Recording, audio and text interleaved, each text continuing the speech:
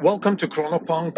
This is a series based on a novel that I am publishing with this series. So this is the original publishing of the novel. It's going to happen in episodes. So think of it like a little bit like a Netflix show where every week, probably like roughly every week, an episode will drop. It's going to be readable. So it's going to drop on Substack as a readable episode, let's say a couple of chapters per episode. And I am going to discuss the particular episodes. Before I go to the first episode, I just want to give a little bit of housekeeping here, what's actually going on for people who are new. So we dropped a few days ago, we dropped the synopsis of the novel and the introduction of Chronopunk to the public. Check the appropriate video on our YouTube channel or also on our podcast site. Typically, the way this is going to work is we're going to have a narrative on the podcast or YouTube where we discuss ideas, inspirations, thoughts about the episode, and then there's going to be a link to the actual text. So there's no audiobook here. We're not going to read the actual episode. You're going to have to read it. It's free of cost. So please feel free, click the link and read. So this is the first episode, and just a few more things, general things. I'm trying, of course, not to. I'm not going to give away the plot, but I'm also gonna, draw some conclusions. This is not a thriller novel with, some sort of murder twist or something like that, where you're going to be biting your fingernails until the end, until you know who is actually the culprit. It's none of these things. There is a little bit of a surprise. There's a little bit of a twist. And it's going to kind of be revealed throughout the novel. I think it's not going to be a surprise at the last page, but still, there's a little bit of a surprise. Like in the synopsis, you can see where it says that the main character, Mody, he is going back in time to prevent the Federal Reserve from embarking on quantitative easing, which the society that Mody has actually been living in, which is 2064.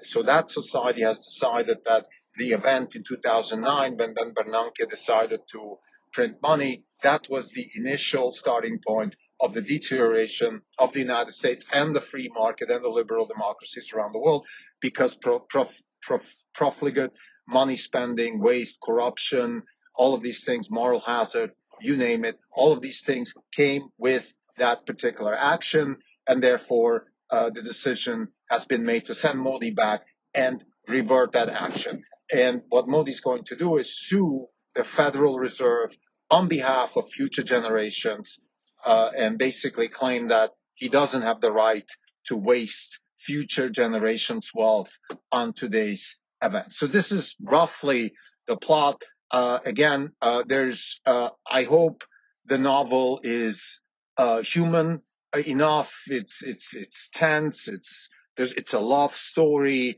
There's some action in there. So let's hope it works. This is also meant to be sort of a crowdsourced editing. So as this is the original publishing of the novel, I'm also very open for feedback, and there might be an eventual maybe publishing in paperback and audiobook and all of these things through a professional publisher. I don't know if that's going to happen. And the purpose of this particular series now is also to, other than just bring it out in public, also to crowdsource feedback and potentially make some changes. So let's get started. The novel starts with a quote. Here's the quote: "Who controls the past now controls the future. Who controls the present now controls the past." Quote. Rage Against the Machine. This is from a song, Rage Against the Machine. The novel starts with this quote. And before I go into the content of the first episode, I want to discuss this quote a little bit. This is a really profound quote.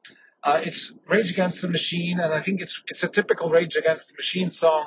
The song is called Testify, it's very strong words, but the music is so overwhelming that you don't pay that much attention to the words. But the words are very, very profound.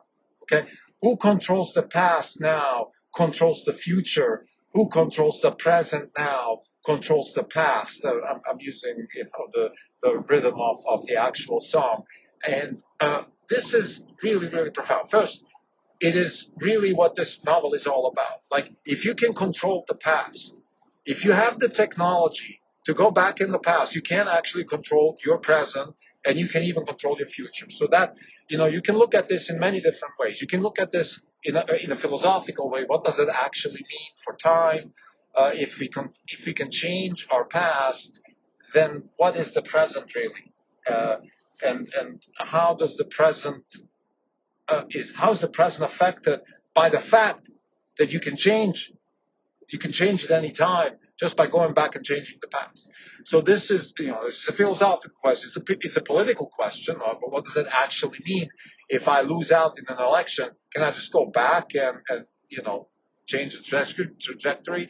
It brings up a scientific question. Something that David Deutsch in the Fabric of Reality discusses, which is does this even make any sense? What are you talking about here? And Brett Hall has a very good episode about this also. I'm going to link it in the show notes.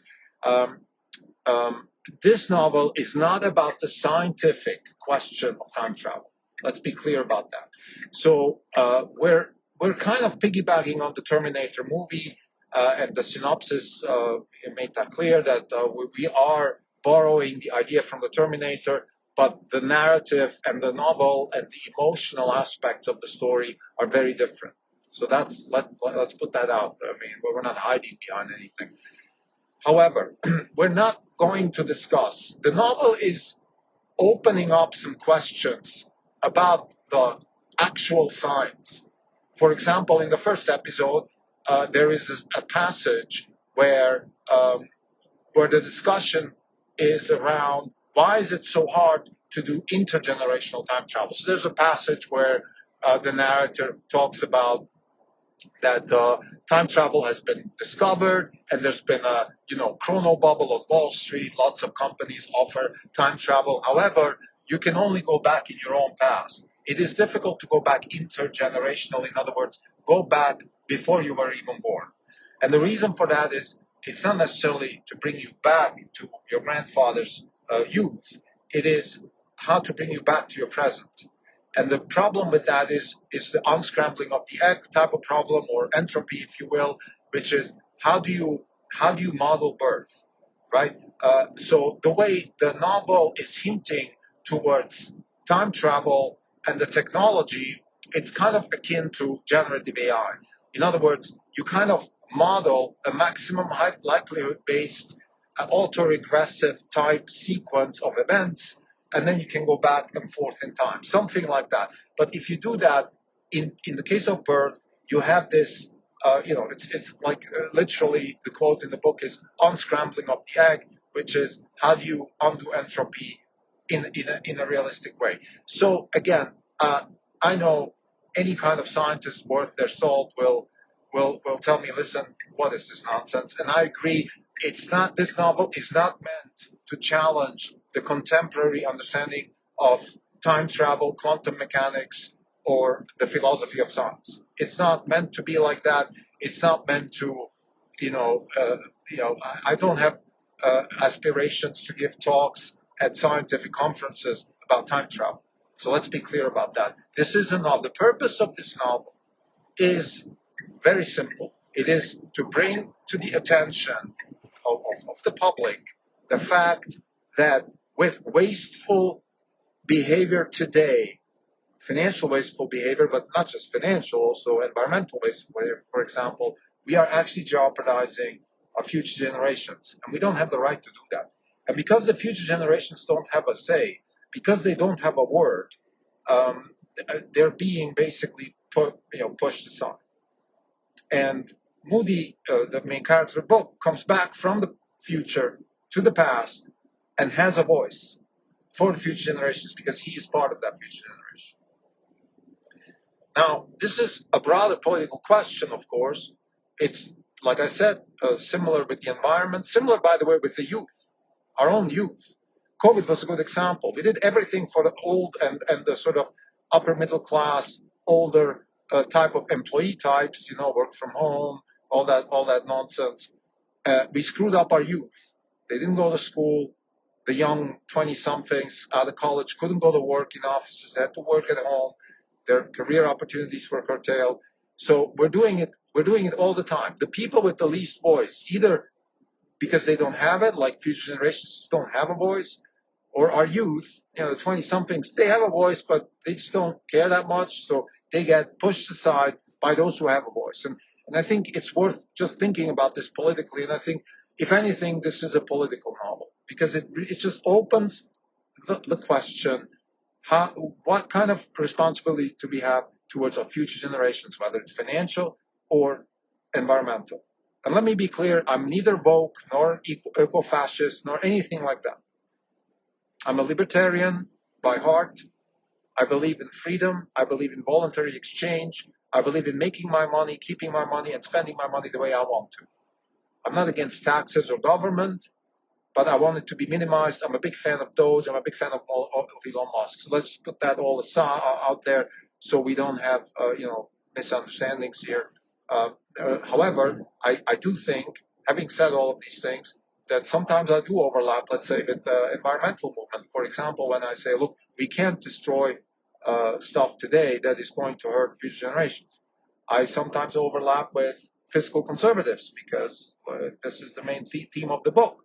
You can't waste money and wealth today that future generations have to pay back or won't have. Even if they don't want to pay back, they won't have that wealth. And I don't care how you twist it and turn it, whether it's through, we're just borrowing debt and inflation is going to take care of it. Inflation is bad. Inflation is going to create war and it's going to, deteriorate the situation of future generations. So no matter how you look at it, I'm a big advocate of Ferguson's law now. Ferguson, economic historian at the Hoover Institute, I believe he's still at the Hoover Institute.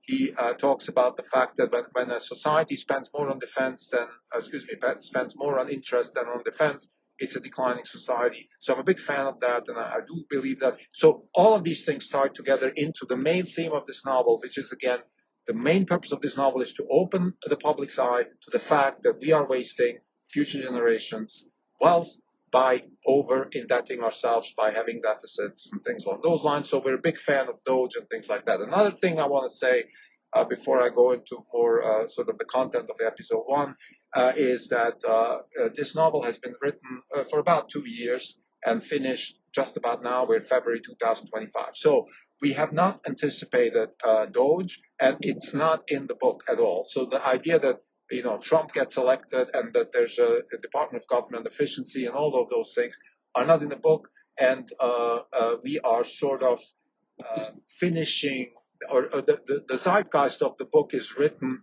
within the context of the Biden administration and the waste and the deficits and the profligate, behavior of just everything wasteful and socialism, socio-fascist, eco-fascist. I don't know what it was. This 4 years of woke and all of that really destroyed the financial foundation of not just our country but the Western civilization. Europe is in the same boat. So that's where the novel sort of comes from. That's the zeitgeist of the novel, and that's why I thought it was high time to publish this novel. Because I just wanted to open people's eyes. Hey, we might get away with it, but what about our kids? What about their kids? We can't just do this. And the only way we can actually stop this is by putting a price on things.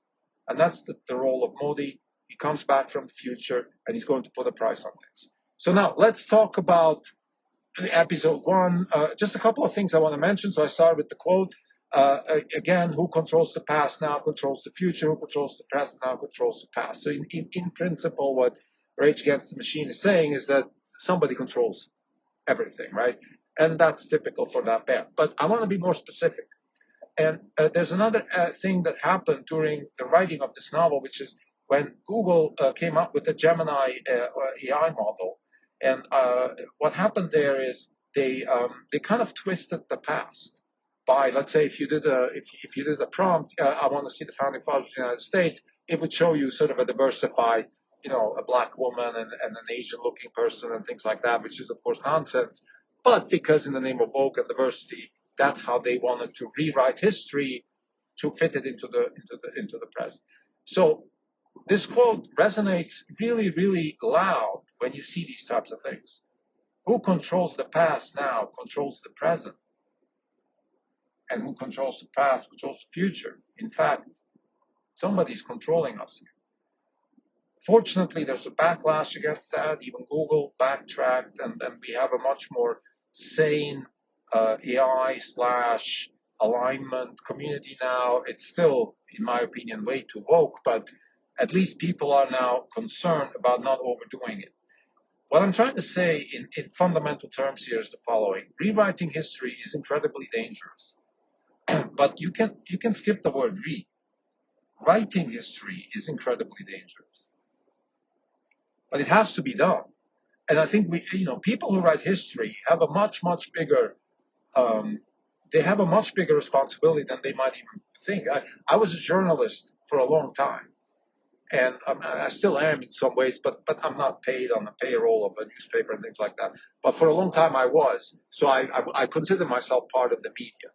And what I noticed is that there's certain nonchalance in the media industry where people don't take themselves very seriously. In fact, it goes to the point where it deteriorates into relativism and postmodern nonsense, like a lot of the so-called legacy media, which is really just playing power games, particularly things like MSNBC and CNN, power games in a very sort of postmodern way, which is, well, look, I'm a black woman, I have a say now, and I'm just going to say it, and this is how I see it, and this is what the president looks like because I say so. And on the other hand, we have Fox. I'm a white conservative woman or man, and I'm seeing it. So everything is about power and who has the loudest voice and who imposes their view of the present and the past and the future on the people. Now, this is horrible, and unfortunately, that's why we say our media is deteriorating and so on and so forth. What I want to say is that we have an obligation to try to write history as factual as possible. And even if we don't like it, because it's a bit like science, it's a bit like everything else in life. If we cheat, we're not going to go anywhere. If we stick to the truth, even if we don't, let's say the Germans, by the way, kudos to the Germans, they did a good thing by being brutally honest about their past. They're not mincing words, right?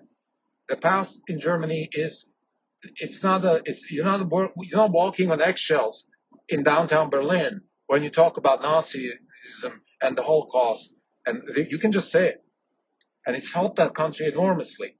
Now, as a side note, I think the country's kind of deteriorating again, falling back into a sort of fascist, communist, wokist type Armageddon, but that's for a different podcast. Actually, there is a podcast just, I think, 1 or 2 episodes before this one. Check it on our podcast side about the German election. Back to this episode. What I want to say is the following. Just writing about history is incredibly important, and the way to do it is stick to the facts. That's it. Now, what this quote and this novel is showing us is that having the ability to having the technology to go back to the past and rewrite the past so the future changes is probably ultimate power. By the way, it's something that crypto is going to make impossible. So, but kind of impossible, although it opens up questions, and this is one thing I want to say here. It is being discussed in the novel only tangentially, which is something that David Deutsch discusses in The Fabric of Reality when in the chapter about time travel. And there's a very good episode, Brad Hall's podcast, Talkcast podcast. He talks about this also, which is there's a paradox here. Like if I'm today and I send myself back 3 generations to, let's say I don't like my parents and I want my mother to not be my dad. So I prevent my mother from meeting my dad. So she never gets married to my dad and I never get born. Well, how was I able to go back if I was never born? So there's a massive paradox here. And I think the way David Deutsch answers the problem here, the solution, is the multiverse interpretation of quantum mechanics by Everett, which is basically that we don't have the ability to go back to our past. What we can do is go back to some past and change the trajectory of that particular past. That we can do. And the word multiverse appears a lot in this novel. This is what I think, as far as I want to go scientifically, is I think everything that is possible in the laws of physics can happen. Time travel is possible, so it happens. And the interpretation from our vantage point today is simply, listen, there are different trajectories, different paths, and different futures. So what Mody's civilization is actually doing is not sending Mody back to change the actual past. They're changing Mody back to change the actual past of that civilization, but the outcome will be a different trajectory. So what they're really doing is opening up the opportunity for many other multiverses to have better outcomes. That's really, I think, scientifically more correct what they're doing. Because that particular multiverse where they're in, this is the multiverse where we have a fiscal disaster because of quantitative easing, but we also have time travel. We also know how to go back in time. So that particular connection allows for Mody to go back and do something that will change the trajectory of many other multiverses, but not this one. So having said that now, a couple other things I want to talk about here. This is just, the episodes will be accompanied by an oral, thought process here. And it's really just thoughts, ideas, inspirations. I'm not going to read the book. You're welcome to click on the link on Substack. It's free of charge and read. We're going to drop these episodes hopefully weekly. And they're going to be hopefully not more than 10, 15 minutes read per episode, maybe 20 minutes, something like that. So a couple more things I want to mention here.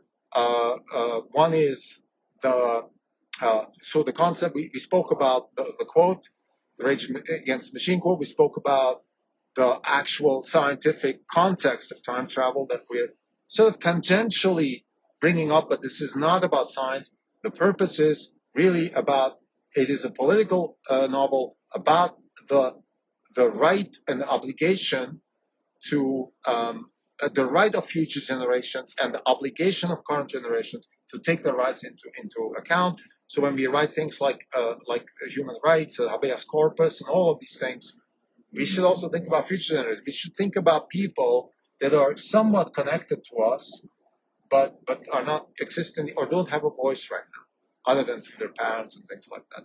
So that I wanted to discuss that.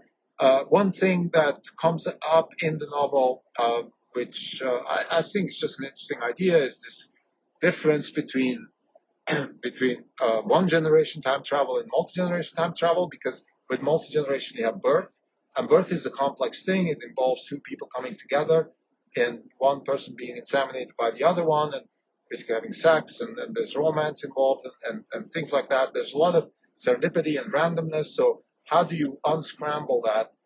So let's say if you send somebody back, you might be able to go back. Okay, well, you're the child of this child of that. But how do you come back? Like, how do you unscramble that? So that's just a thought. There's not a lot of science in this book. Let's be clear about that. There's questions. So I would consider myself. I would consider myself.